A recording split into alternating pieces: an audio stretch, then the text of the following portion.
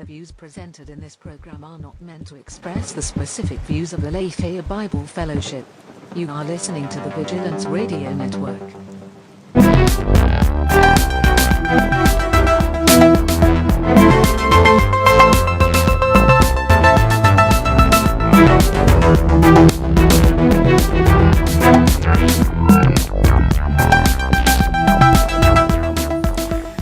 And we're live. Ooh, it sounds a little weird, but all right. Welcome everyone. Welcome back to Culture and Sanity. This is season 3, episode number 2.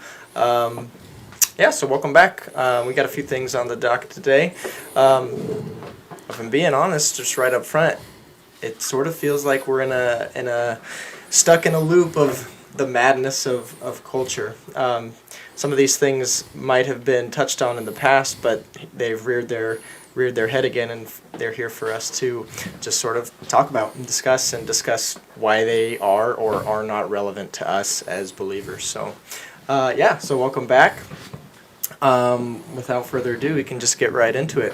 I was just telling Pastor Monty here that I'm gonna give him first crack at our first topic of the day, so he knows to respect the purpose of the show, to respect the hour time frame. So, let's get into it. So the first topic of the day has to do with the whole Jeopardy controversy. Are you aware of this, Pastor Monty?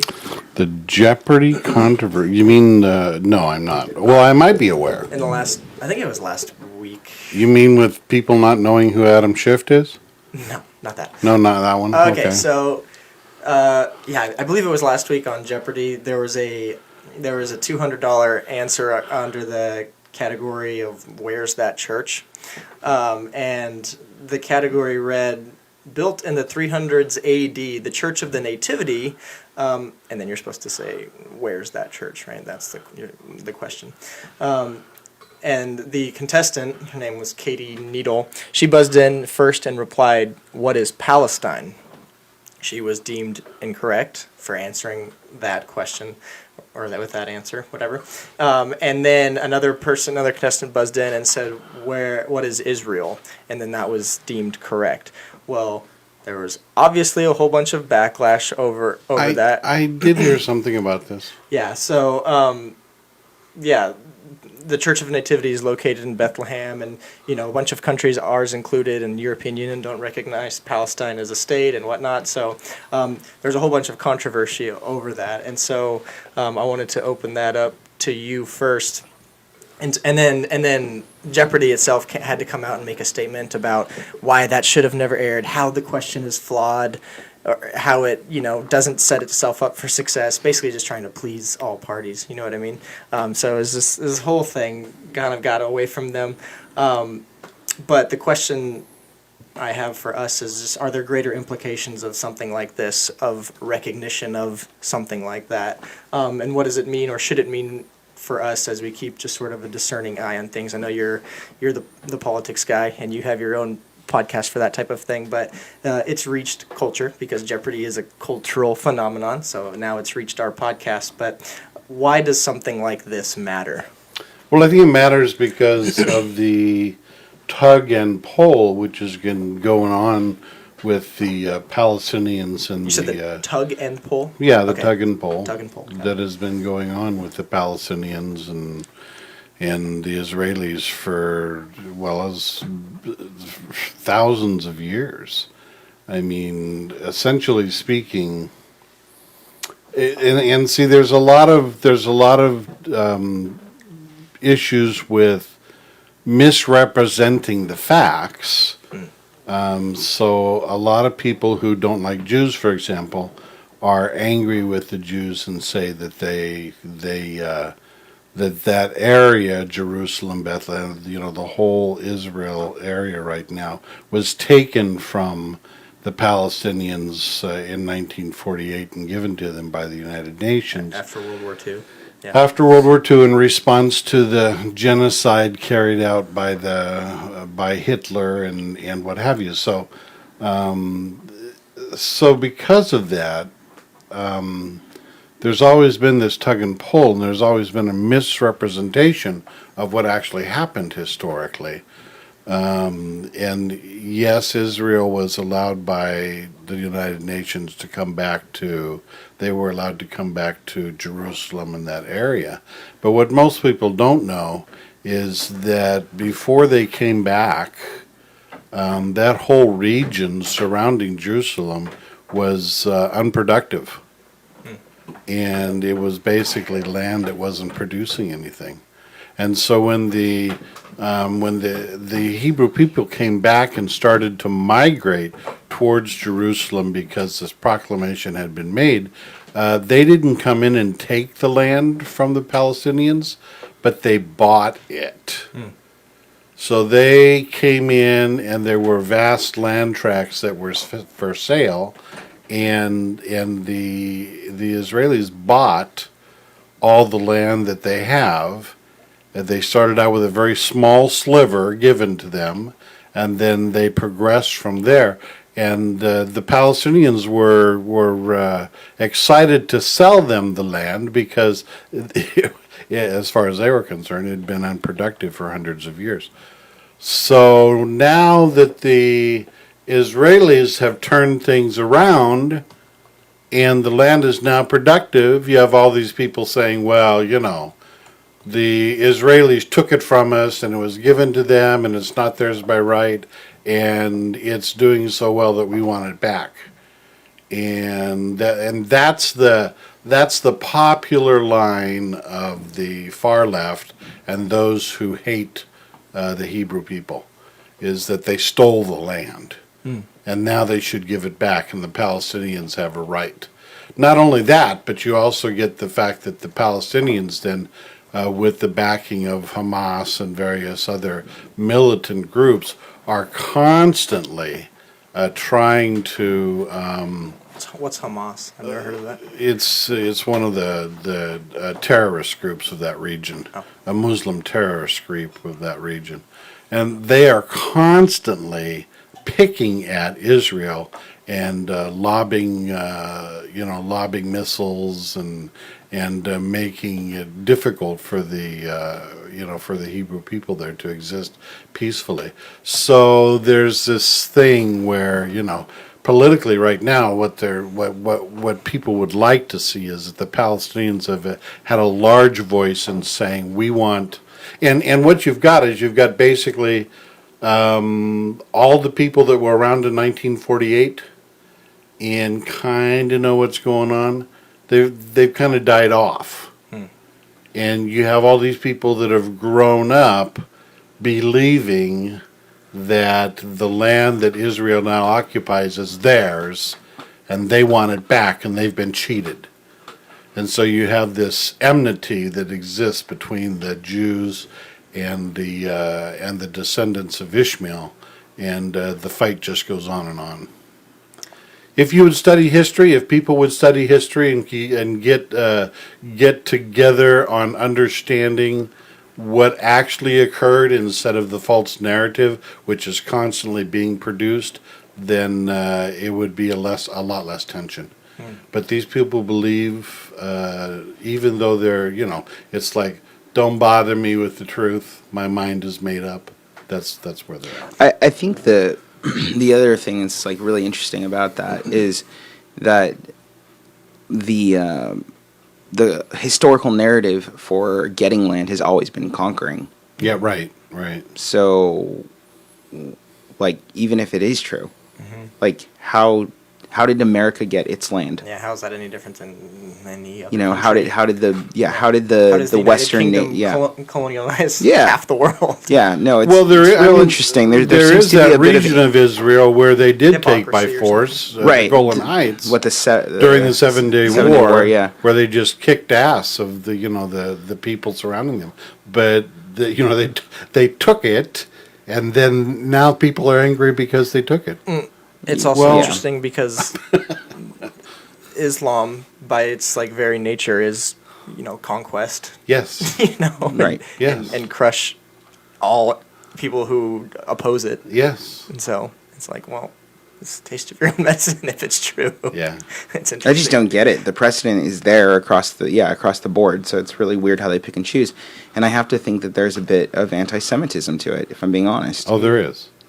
Yeah, there's no question there is. Even here in the U.S., we now have people in the House side in Congress who actually have put forth anti-Semitic bills in order to condemn Israel's existence. Yeah. So then going back to Jeopardy itself as a program, an institution, this is just a case of them being scared. Yeah, Wanting- yeah, I think so. Wanting to please all I parties. think so. You can't please everybody, and Yeah. but they don't. They're depend. I mean, as a program, they're there to make money, and if Yeah. you More anger- viewers. Yeah. you anger your Ostracize your viewers. That's audiences. exactly correct.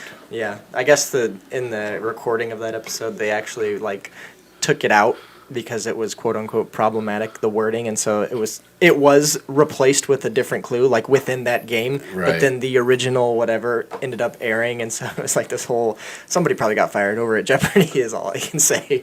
But yeah. Anyways. All right. And I'm kind of surprised because Alex Trebek could have just stood his ground and said, "Hey, leave it alone." Yeah. Well, you could get fired. I'm dying. Leave it alone. Okay. Okay. He does have a history of being quite salty. Alex Well, Trebek. It's a whole thing. Yeah, his cancer's getting worse. There's some good YouTube mashups of Alex Trebek being a spicy host. Mm-hmm. All right, moving on. So the hashtag Oscars So White is back again for its 5th year in a row.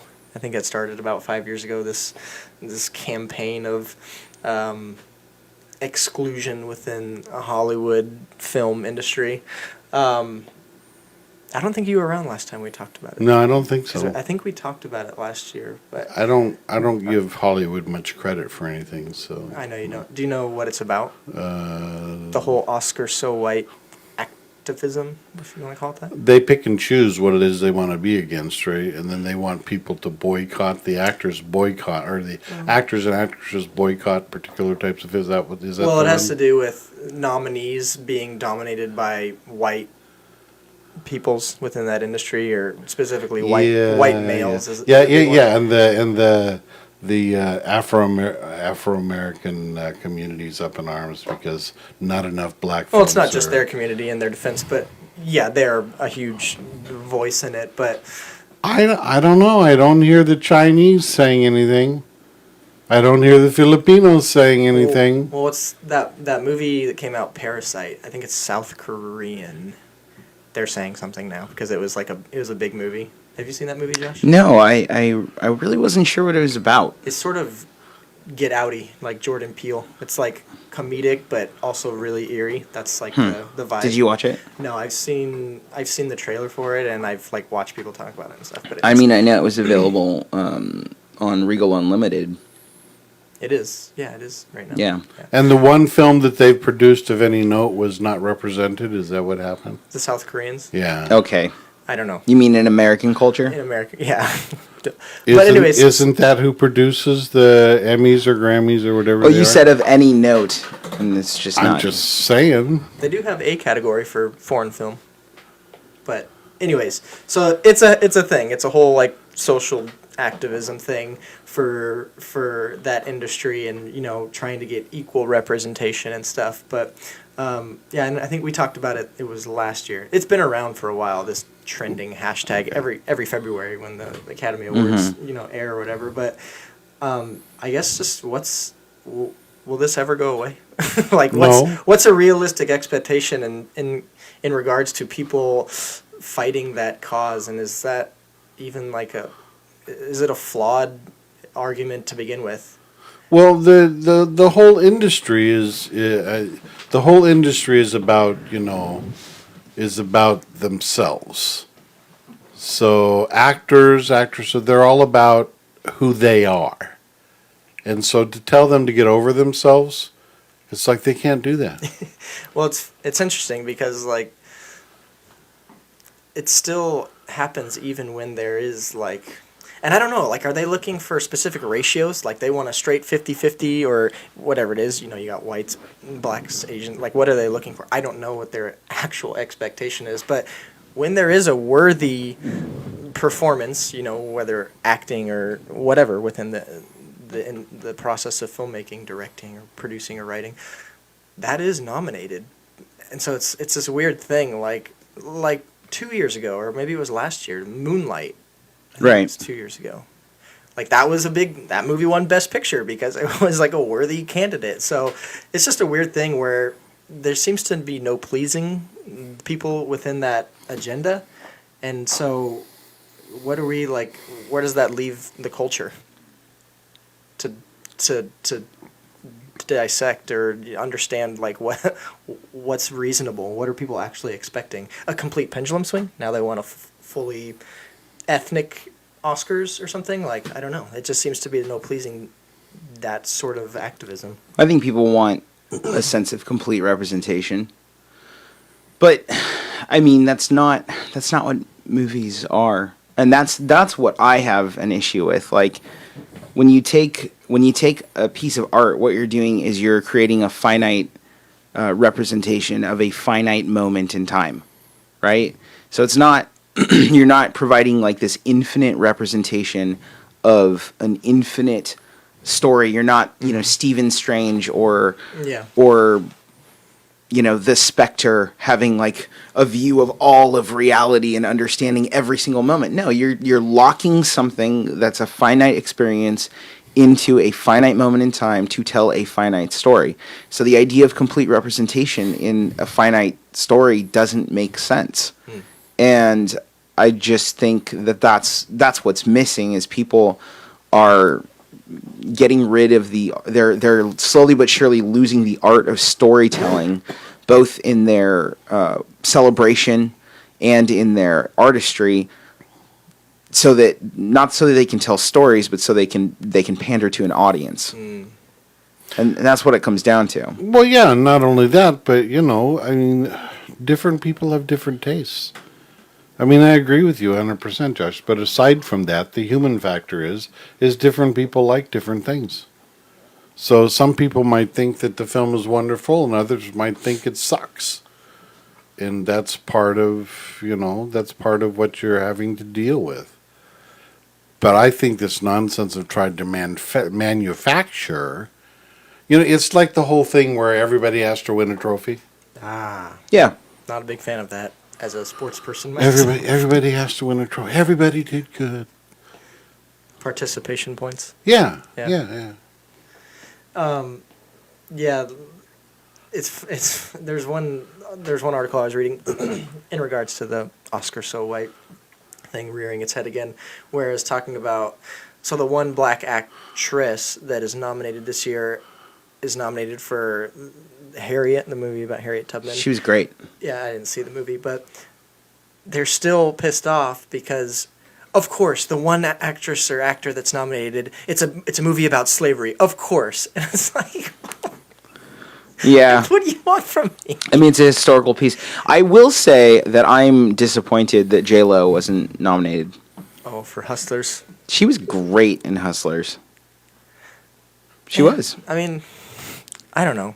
She wasn't bad, but, I mean, there's also, like, you're trying to fit a year's worth of movies into a limited number of things, and so you look at the contestants, and, I don't know, everyone has their own tastes and preferences, so. Well, you look at the performance, and you look at the believability of a character, and I think J-Lo is underrated as an actress. I think she's overrated as a singer, but as an actress, I think she's underrated. Yeah. Yeah, it's an interesting thing. So is this something that, as believers, we should even be, like... Does it have any sort of relevance for us? Involved in? Like, should we be getting riled up over this kind of thing? No. No. I agree. No. I think... So I think that there's this pull, especially in this culture, like American culture, there's this pull to have this idea of complete representation, and... The truth is, as believers, like, our representation isn't white, it's not black, it's not, it's not geek, it's not. So it's not our fandom, it's not our blood, it's not our heritage, it's not where we live, any of those things. Those things are all secondary to us. It's our relationship with Christ. Right. Jew, Gentile, male, female. And how we interact with the body of Christ. Lucy Brown said spot on J-Lo. Whoa. Lucy Brown, did you watch Hustlers? I find it hard to believe that you watch Hustlers. Maybe she just agrees that she's a better actress. Oh yeah, totally. Could be. There's more J-Lo than I bargained for when I went to see the movie. I'll say that. It was impressive for a 50-year-old lady. All right, so Wow. we're gonna move on. Continuing on the whole art topic. So James Bond has come up because the movie's coming out again, right? No Time to Die. Mm-hmm. Comes out real soon, I think. 3 months. Oh, their campaign for advertising it is heavy. You see a trailer like every movie you go see. But I'm a non-closeted James Bond fan. all right, so then you're the authority for this next topic. Probably. There's a big question and push from whoever that James Bond, the next James Bond, because I think this is Daniel Craig's Should be a woman. last film, right? Yeah. Yeah, that should be a woman. Why Yeah. should or shouldn't this happen? And we've talked about this before with Superman, for example. Right. Yeah. So Right. it's like I said at the beginning of the episode, like all these things just keep on circling the same things every year with on a different whatever, same issue, different person or topic or whatever, but same issue at its core. But my question is, why should or shouldn't this happen? Is the fabric of this character gender specific? I think Absolutely. anyone that's ever seen James Bond would say yes. Unless you want to say that misogyny isn't specific to males, which I think is problematic if you're going to claim misogyny.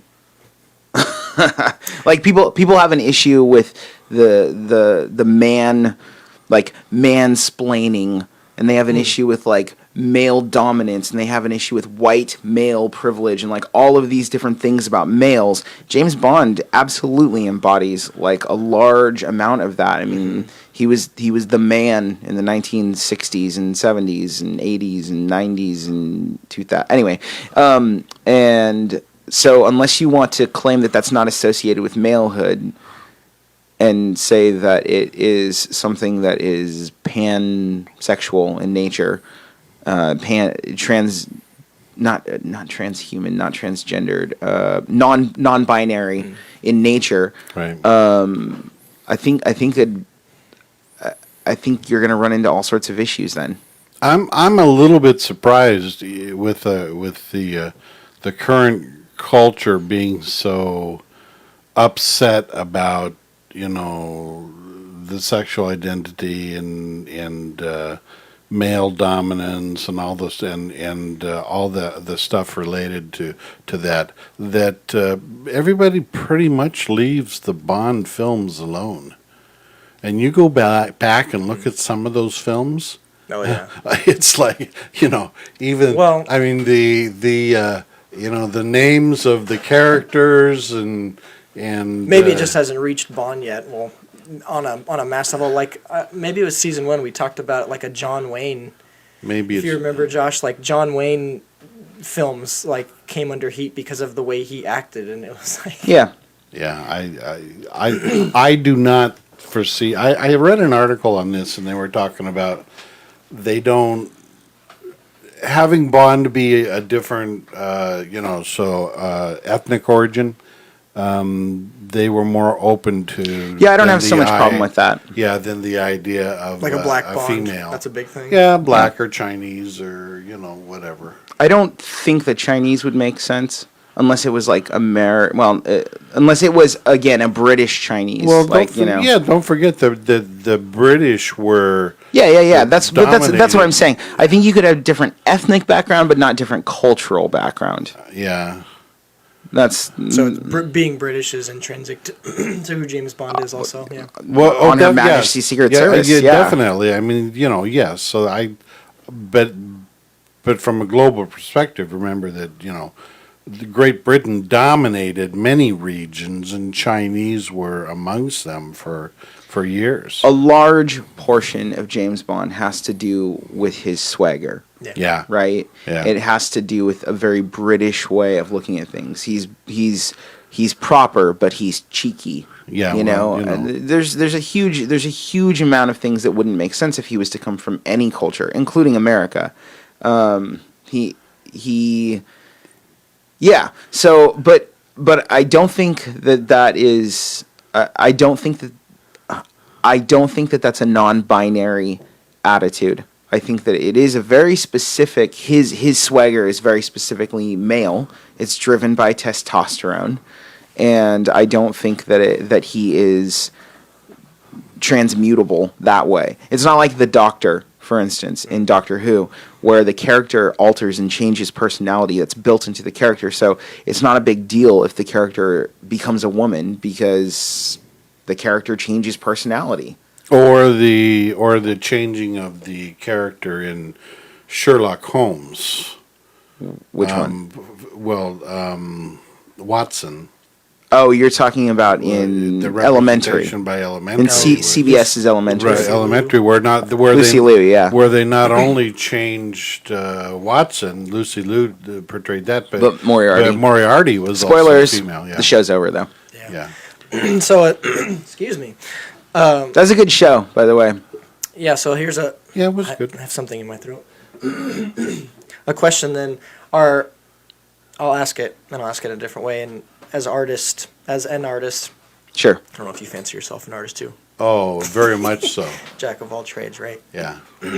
Music, the theater. I mean, yeah. Are our own creations subject to the public sort of disfiguring them into what they want? In other words, when we publish something, should we expect and be okay or have a certain submissiveness or loss of control over our work when we put something out there? Or what would Ian Fleming have to say about this? And would he, well, I guess it would be how much pressure he caved under in terms of societal demands, but should we expect that as an artist? I'm not one, but when we publish something that now the culture will take it and make it what they want to fit the time, to fit the agenda, to fit the whatever. And do you think that this has any sort of long-term effects? Will this stifle creativity because people will be too afraid to create what they want to create? I would say, as an artist, I would say that you have to be aware that your work doesn't belong to you in the sense that it did when you put it down on paper. Right. Yeah. Right. When you publish it, when you give it to the public. Well, even when you put it down on paper. You know, an idea is floating around in your head, and then once you start drawing it or once you start writing it, it starts locking itself in. I've talked about this before with J.K. Rowling. It's she writes the first Harry Potter, and then after that, the first Harry Potter has to inform the second one. Yeah. These things aren't disconnected from each other. So you're sort of giving of yourself once you let it go. And there's something that's, once you put it on paper or put it out there in any way, shape, or form, you're giving of yourself, and that's a little bit scary. That being said, I think that we represent, or we understand the concept of intellectual property. Yeah. And so, or IP, as we like to call it. And so when it comes to IP, we want to protect that vehemently. I think that anybody who takes the risk of making art needs to understand that their IP is likely to be infringed upon. It's really America. And this day and age that has an issue with that. It's really America that has an issue with that. And I could go further into it, but if I was to put a pinpoint on it, I would honestly say that the reason why America has an issue with that is because America is predominantly a Christian culture. And so you go back and you look at ancient civilizations, and what you see is the constant picking, the syncretic picking of whatever makes sense to them. So they'll pick and choose, and they'll come from different cultures, and that's why you have different names, especially in the Greco-Roman cultures, right? And you have different names for the same things and ideas across different borders and so on and so forth. You got to understand that there weren't a lot of people back then. Yes, they worshipped those gods, but there weren't a lot of people who had like a tangible sense that this was a real god. It was more of a cultural aspect in what they did. And so these are like more like pop culture icons to them. Yeah. Mm-hmm. And so they would pick and choose from all of these different things. Christianity comes around and it says, you are not allowed to mess with our God. You're not allowed to mess with the narrative. You're not allowed to mess with how you worship, all of these things. And these things are dictated from a single source and so on and so forth. So you take that and you build a culture around that idea of intellectual property. I'd say God is the first person with a copyright. And you Nice. take that and you build around that concept of intellectual property, and as time goes on, it's the culture has this idea of identity, specifically because in Christianity people are not only made in the image of God, but they're significant, and that means their works are significant and they should be taken that way. It's not to be said so but this concept of copying has always been, and especially with artistry, like people weren't even allowed to, even in a post-Christian world, people weren't even allowed to start making their own artwork until they were good at copying. You take the other side of it, because they had to study underneath a master artist. Right. And you take the other side of it, and you look at, excuse me, you look at pop culture as it is today, which is really derived from who? Who's the main pop culture source? Disney, right? Disney's the main pop culture source.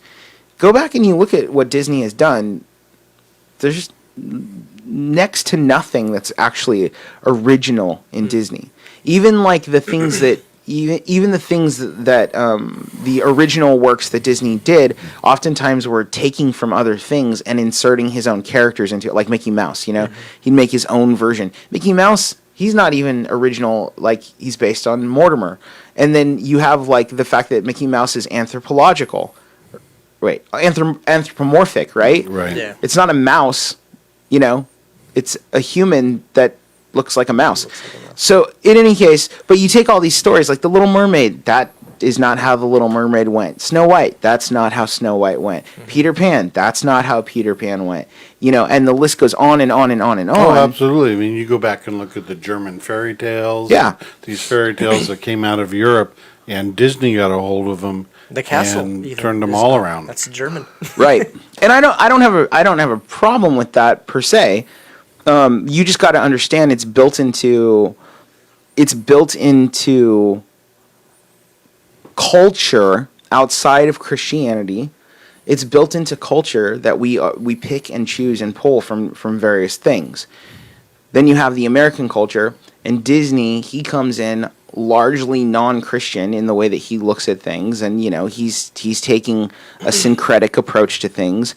And as culture has begun to be very post-Christian in America, what you see is more of that. And there's going to be more celebration of that. So I don't know if I guess, and it's funny too because Disney is very IP protective. Yeah, it's ironic. But if you want, most of the copyright laws are because of Disney. But if you're so concerned about protecting your intellectual property, then you have to be concerned about it. Yeah, which means like you got to be active. You got to be and active. not give it to whoever. Right? And I would say the best way to be concerned about it, the best way to be active is in making content that provides context.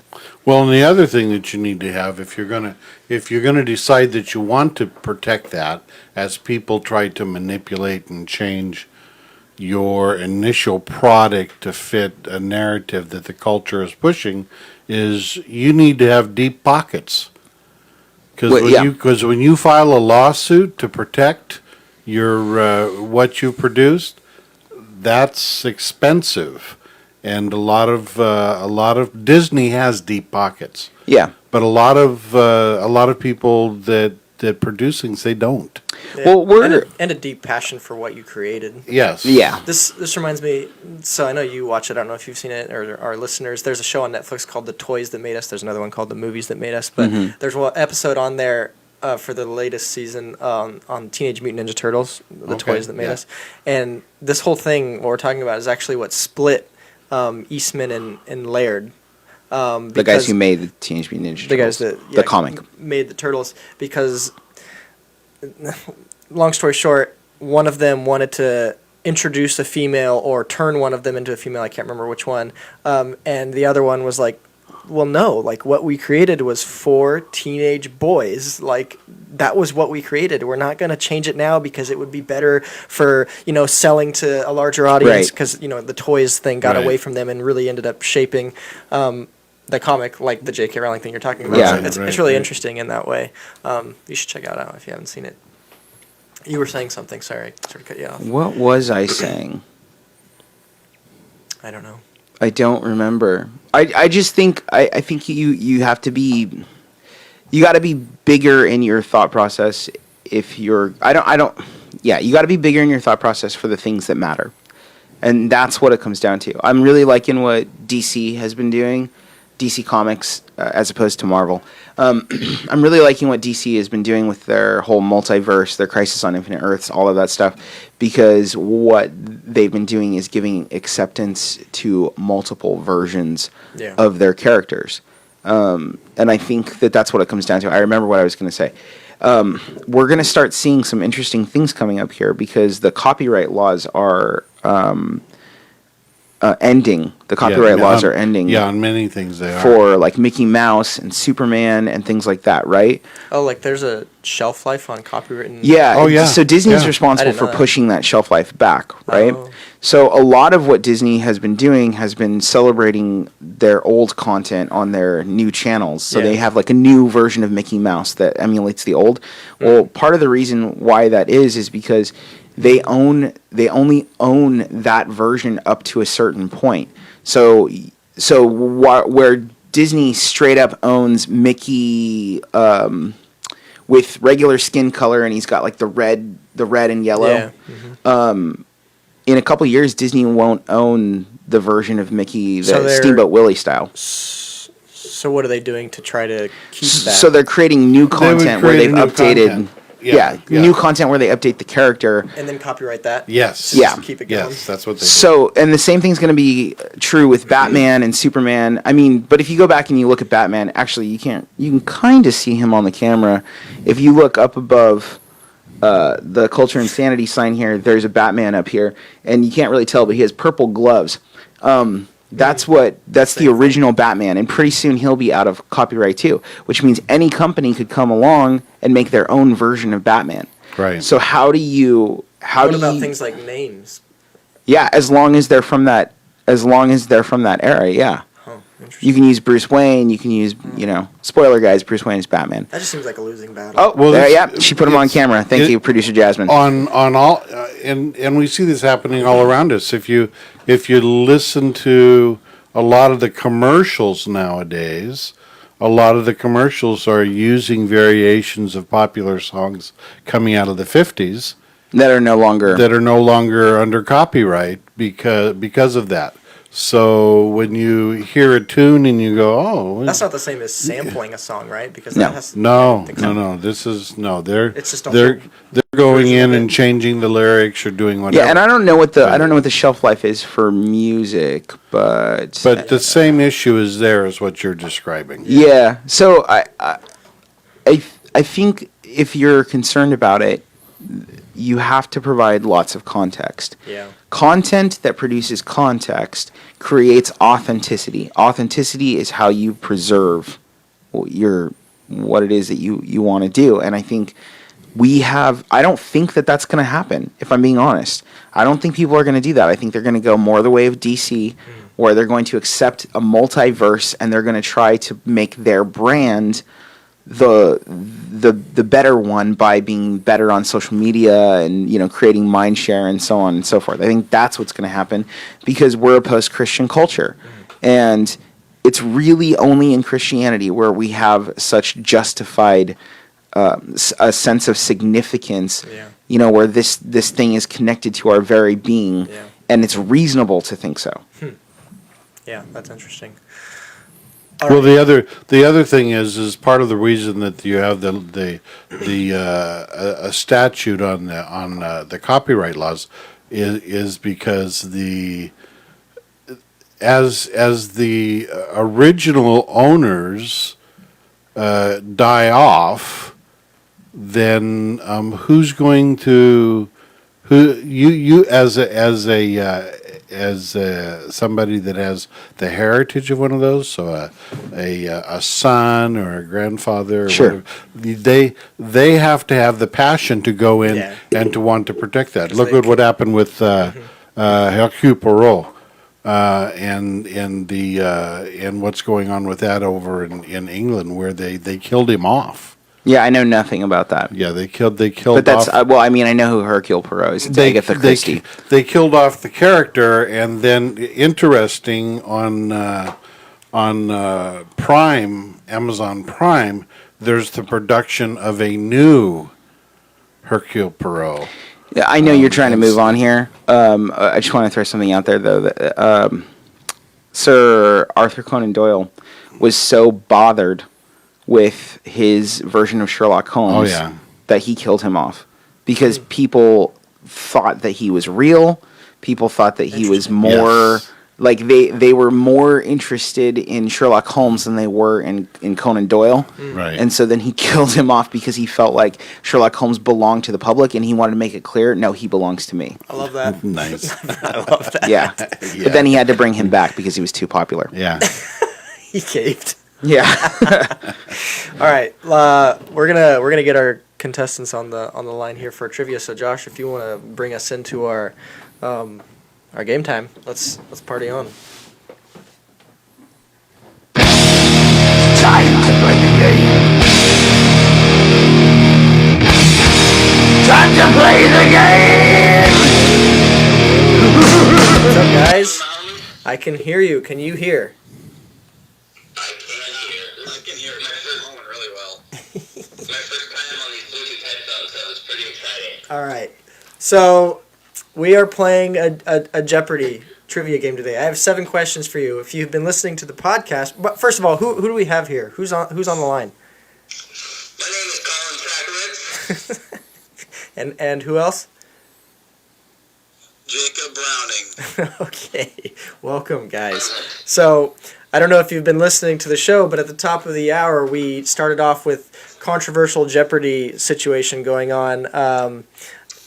So that's basically the theme of our trivia today. Is we're gonna dive back into controversial Jeopardy questions / answers of the past. And so I have a list here of answers, and because Jeopardy, answer then question, that's how the format works.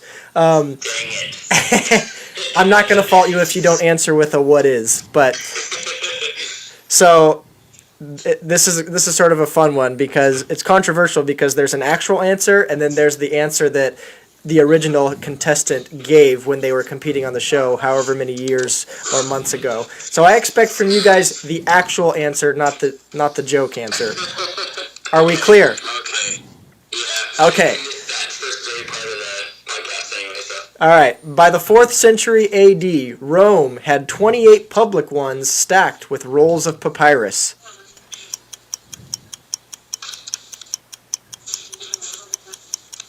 Public ones. Is he getting help over there?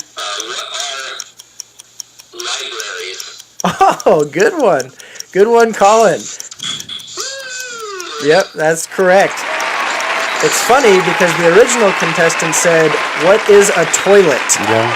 And that was not the answer. Possible. Good guess, though. Aqueduct? Yes. So 1-0 to Colin. Next question, or answer, sorry. This term for a long-handled gardening tool can also mean an immoral pleasure seeker. What is a hoe? That is incorrect, actually.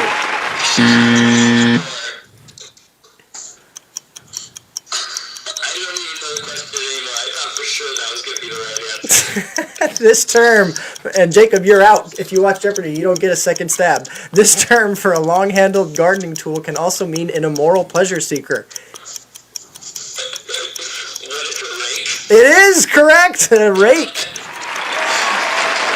A rake is an old term used for a man involved in immoral things, gambling, sexuality, so on and so Gretchen, forth. That is an stop actual trying to term. make fetch happen.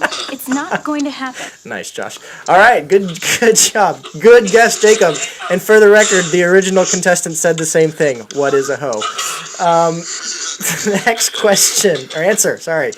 The flower pictured here, it's not pictured, sorry guys, I'll describe it. A pink, heart-shaped, drooping flower is called this, also a disparaging term for people on the political left. Pink, heart-shaped, and drooping. Jeez, guys. Jasmine, where you at? What's the lily? Incorrect. Do I get a chance to answer? Yes. I think of the term, like, soft as a daisy. So what is a daisy? Incorrect. The correct answer is what is a bleeding heart. The original contestant answered, what is a pansy? Next question. This song from a 1999 animated film about censorship had a word censored from its Oscar performance.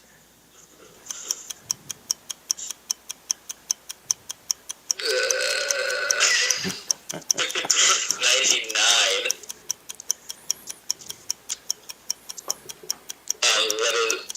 What is uncensored? No. Nothing on that. Jacob? 3. Can you repeat the question? Quickly. This song from a 1999 animated film about censorship had a word censored from its Oscar performance. Oh, weird. I don't know. Okay. Like. Cutting you off. It is Blame Canada from South Park.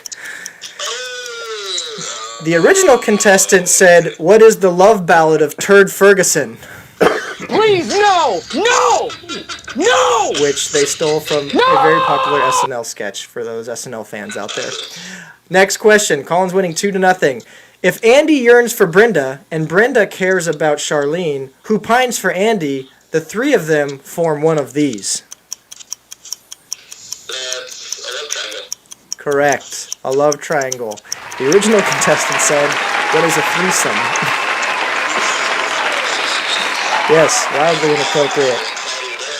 2 left to go. The category of this question I'll just give you is starts with a body part, so to give you a hint. The fur of this rodent is said to be 30 times softer than human hair. Starts with a body part. Yes.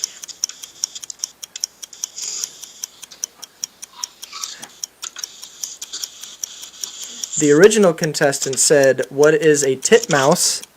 Which is incorrect. Who is this guy? I'm going to give you 3 more seconds, guys. What is a chinchilla?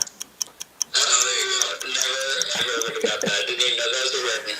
And lastly, astronomer who began his epitaph, I used to measure the heavens, now I shall measure the shadows of the earth. Who's Galileo? What? Who's Galileo? No, incorrect.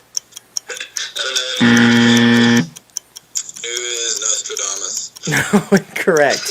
The correct question is, who is Johannes Kepler? The original contestant said, because the original contestant, because they were so ahead in the game, bet $0, this was a Final Jeopardy question, and said, who is the spiciest meme lord? So that would mean Colin wins with 2 answers out of 7, and Jacob. We don't believe in participation medals, Jacob, if you've been listening, but we do appreciate your participation nonetheless. All right, guys, thank you for calling in. Bye.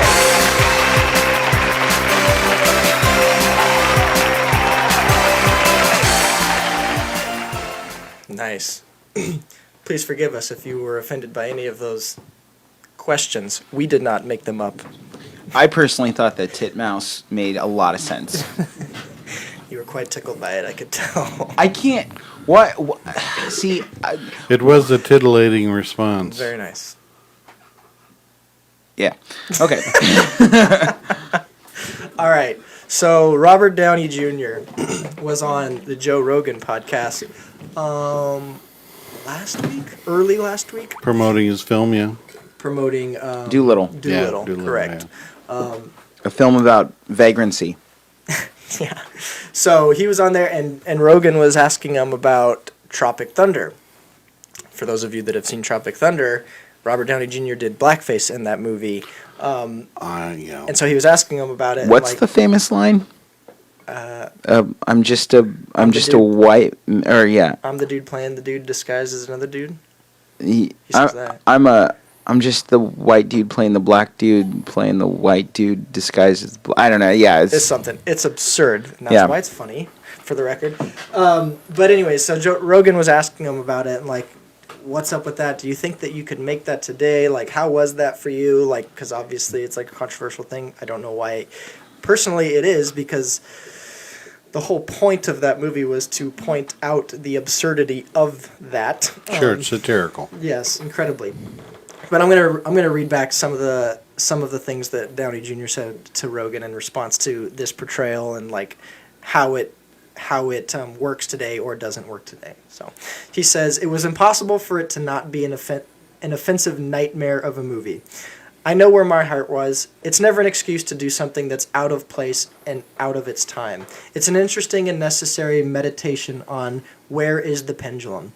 Why is the pendulum right? Where is the pendulum cutting into what could be perceived as heart in the right place openness, quote unquote.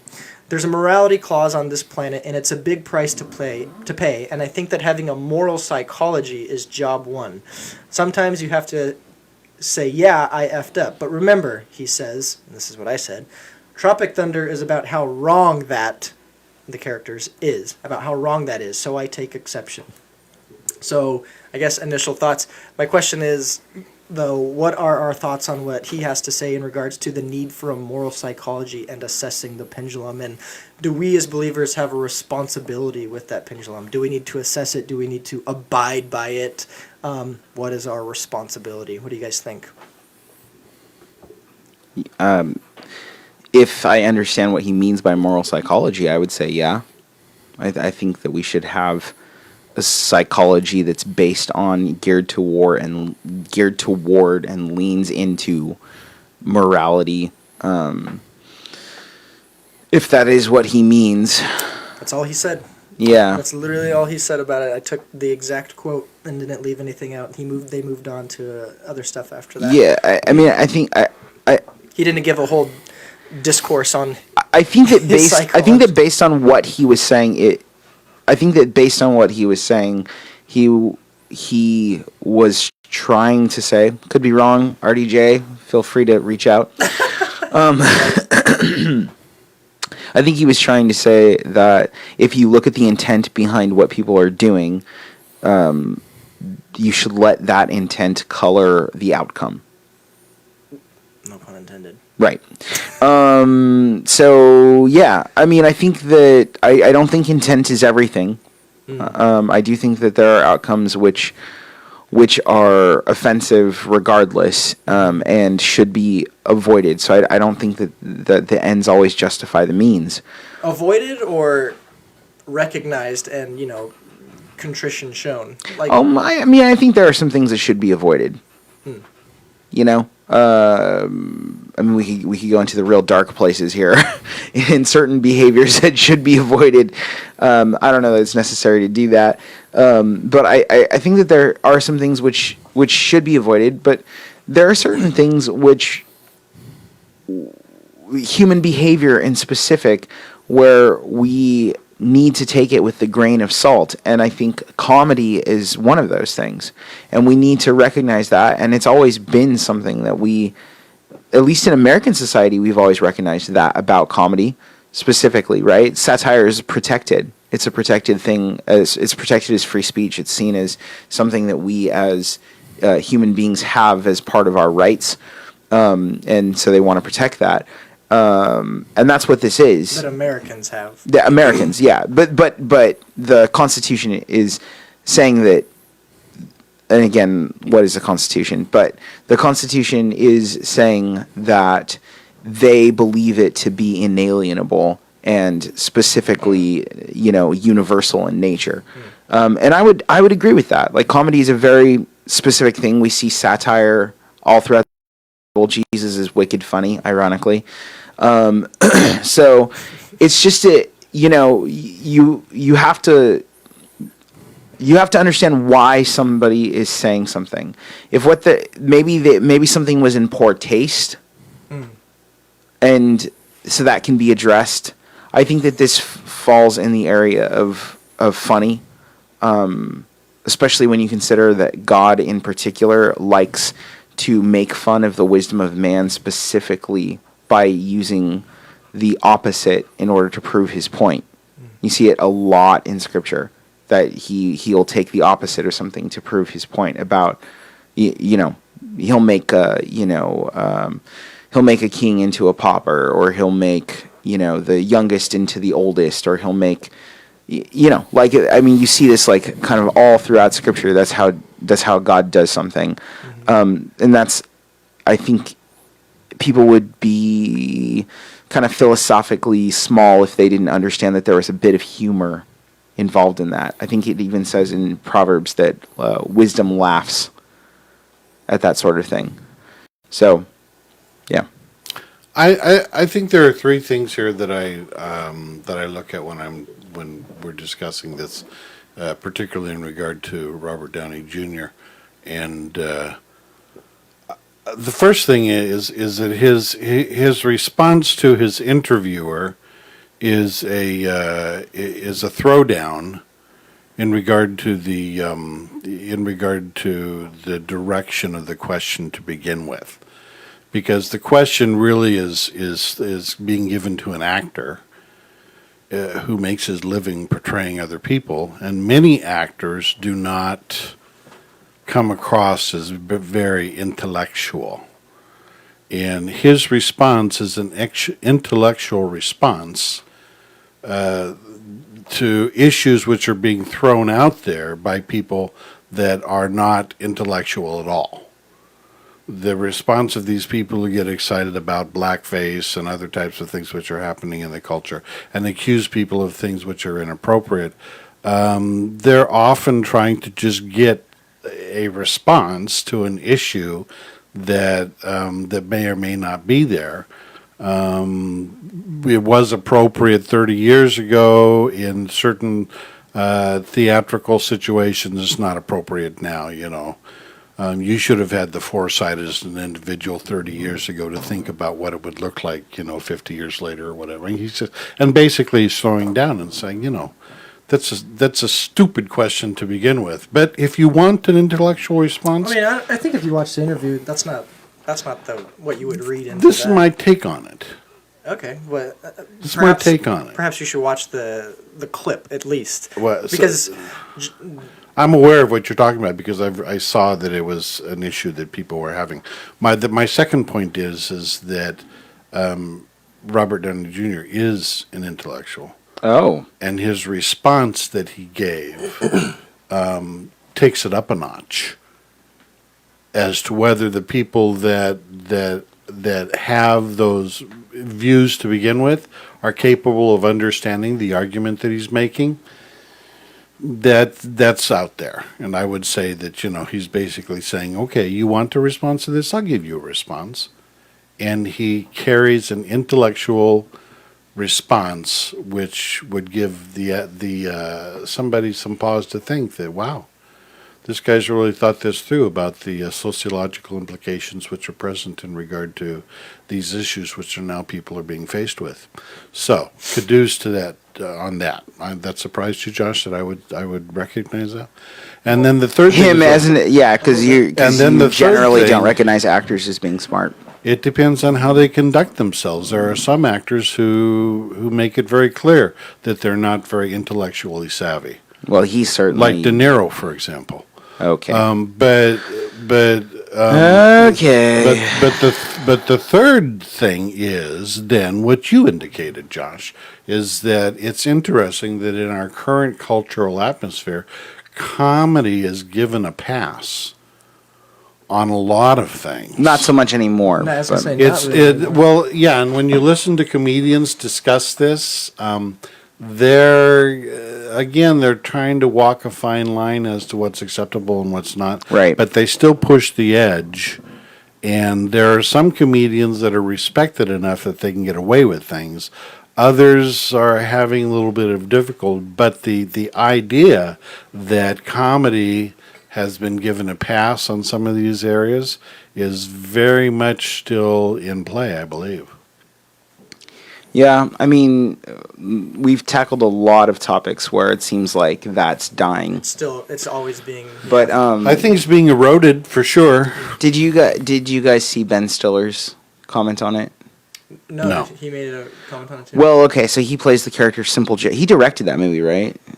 Yeah, he helped write it. He directed it. And Yeah. So he plays the character Simple Jack in that movie, and so people are offended by it, like super offended by it, and that's coming out now. And then Shaun White brought attention to the athlete Shaun White. Oh. He brought attention to it because he dressed up as Simple Jack for Halloween, and so then the Special Olympics was angry with Shaun White because he's an Olympian, and he responded to it and said, he apologized for it. And then said, but look, I apologized for this 10 years ago when people were boycotting the film because of that. And it wasn't you have to understand, it wasn't meant as you are understanding it.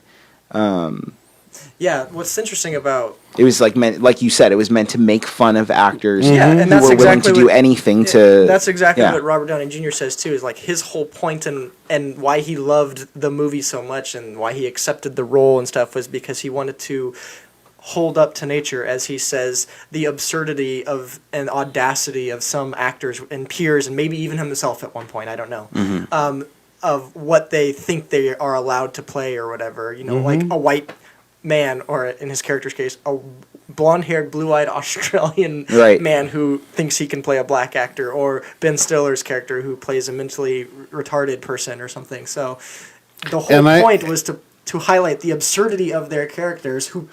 It's so meta, but they're actors who play actors who are acting offensive and, absurd characters, and that's the whole point. That's the whole point. And it may be that we're coming to a point in our society where, actors and actresses may still feel that they can pull that off, but they may put some type of a disclaimer. Yeah. At the beginning of the films, or a disclaimer, or a disclaimer at the beginning of a performance or something, to basically say, like you put a disclaimer in front of my program. For the record, I put a disclaimer in front of every program. I'm just saying. I'm just saying. Except for sermons. Yeah, the views, those do represent the views. So they'll have something like, the views or characters depicted in this movie or TV show do not express the explicit views of actors. Robert Downey Jr. or Do not whoever. express do not express the explicit views of the actors, the cast, the director, the writer, the producer, the film company, or It'll be anybody right else there next- associated with this film. It'll be right there next to no animals were harmed during the making of this film. Exactly. Totally. Which they probably put in place because of Apocalypse Now or something. Yeah, it could be. Yeah, That was the movie, right? Like a buffalo or something. yeah, I think That so. was an actual killed The buffalo. actors in this film are acting, and this is not how they feel, or I think as Christians in particular, it becomes. I think there's a reason why you don't really see the arts in that way depicted in Christianity. Like in first century Christianity, or even in the past, you don't really see theater. It's very interesting. You don't really see theater. Yeah, that is interesting. You see the other arts, music and visual arts, but you don't really see theater. I think that there's too much taken the wrong way. It was frowned upon. Opens the door for... Well, there's an inherent nature to, there's an inherent lying aspect to it, pretending to be something that you're not, and that's a really interesting facet. And don't get me wrong, I am all about that particular art. I myself am a member of Troop 75 of the Thespian Society, with over 200 hours of work in the theater, but. You like me. So yeah, I don't have a personal moral issue with it, but I wonder if I would, if I studied more deeply into that, because it was frowned upon. Well, and it was frowned upon predominantly because coming out of the Roman Sure. dominated culture, it was viewed as very hedonistic. Yeah, well, yeah, and theater basically became an excuse to have sex on stage. Well, and it is quite hedonistic even today. Right. Well, yeah, because it's an exercise. It's an exercise in self. Yeah. In a lot of ways.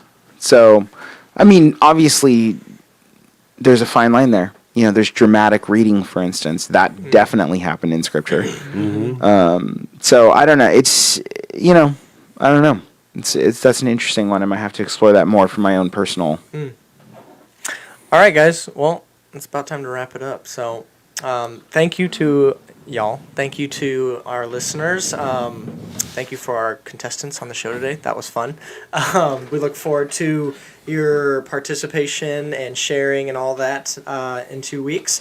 Remember to catch Truth Time with Pastor Monty. Normally Tuesdays at 11 a.m. There is going to be a 2-week break for personal relaxation time. And then if you're interested in, you know, what we did today, feel free to watch the video back, like it, share it with your friends, talk about it. Like Josh says, study what we're talking about if you have personal convictions or curiosities. And yeah, with that said, we'll see you guys in 2 weeks. And thank you. See ya.